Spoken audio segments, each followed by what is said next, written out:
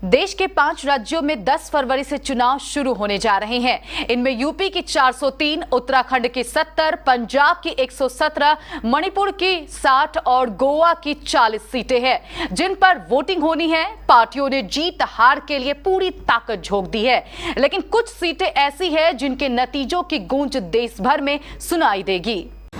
उत्तर प्रदेश, उत्तराखंड, पंजाब, गोवा और मणिपुर में विधानसभा चुनाव हो रहे हैं। 10 फरवरी को यूपी में पहले चरण के लिए 11 जिलों की 58 विधानसभा सीटों के लिए मतदान होगा।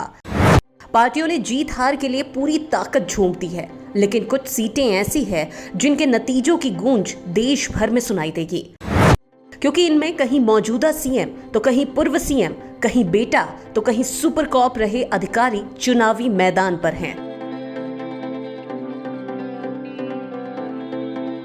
हम आपको क्रमवार बताते हैं 5 राज्यों की 14 विधानसभा सीटों के बारे में, जिनके नतीजों की गूंज देश भर में सुनाई देगी। 5 राज्यों में विधानसभा का दंगल, 5 राज्यों की 14 हॉट सीटें। योगी आदित्यनाथ, गोरखपुर शहर, UP. Akhilesh Yadav, Karhal, UP. Keshav Prasad Maurya, Sirathu, UP. Rajeshwar Singh, Sarojini Nagar, UP.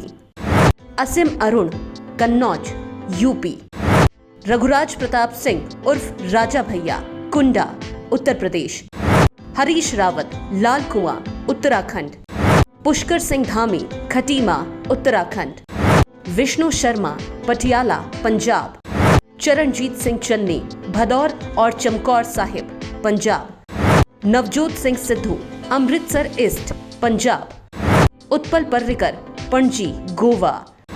Laxmikant Parsekar, मंडेरम, Goa. Maheshwar थोनुजम, कीसमथोंग, Manipur.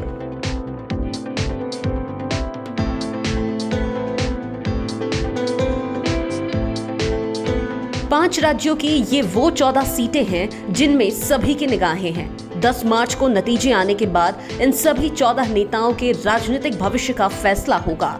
Uttar Pradesh के सरोजनी नगर विधानसभा से बीजेपी ने मौजूदा मंत्री स्वाति सिंह का टिकट काटकर ईडी के पूर्व अधिकारी राजेश्वर सिंह को मैदान पर उतारा है। सपा का गढ़ माने जाने वाले कन्नौज से बीजेपी ने एसटीएफ चीफ रहे असीम अरुण को प्रत्याशी बनाया है।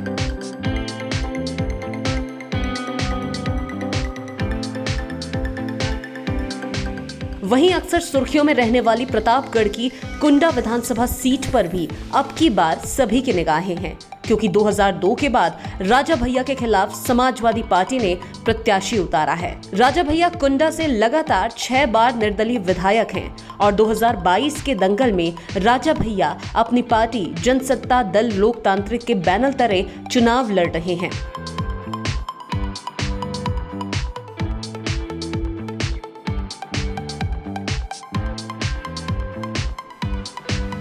पंजाब की पटियाला सीट को कांग्रेस का गढ़ कहा जाता है, लेकिन इस बार गणित बदल गया है, क्योंकि पटियाला सीट के सिटिंग एमएलए अमरिंदर सिंह इस बार कांग्रेस से उम्मीदवार नहीं हैं।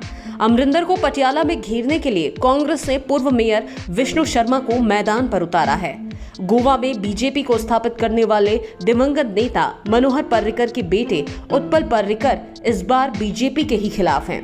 पणजी सीट से वे निर्दलीय लड़ रहे हैं। ये सीट सालों से मनोहर पर्रिकर के पास रही है। उत्पल ने निर्दलीय मैदान में उतरकर बीजेपी के लिए बड़ी परेशानी पैदा कर दी है।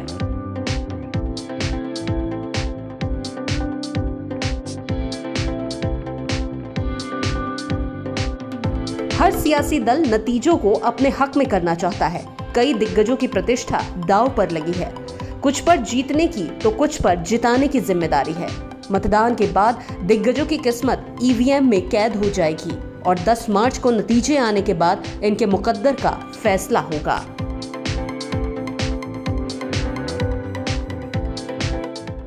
Bureau report, KBC news.